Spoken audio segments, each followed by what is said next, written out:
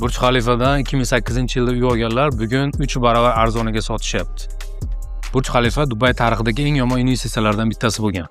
Hozir sizga raqamlar bilan isbotlayman. 2008-yilda Burj Xalifadagi kvartiralarning 1 square feetning narxi $2450 dan sotilgan, lekin bugungi kunga kelib ular $800 ga tushib qolgan. 3 barobar farq. Demak, bu yerda Burj Xalifa aldaganmi? Yo'q, bu yerda investorda xatosi. Ya'ni investor bu yerda nimani sotib olgan? Cash flow emas, aniq hisob-kitobda emas, aniq daromad beradigan proyekt emas. Ular hype sotib olgan, status sotib olgan va dunyodagi eng baland bino degan emotsiya bilan sotib olgan. Ya'ni bu yerda Burj Xalifa kim haqiqiy investor, kim haqiqiy tomoshabinligini ko'rsatib bergan.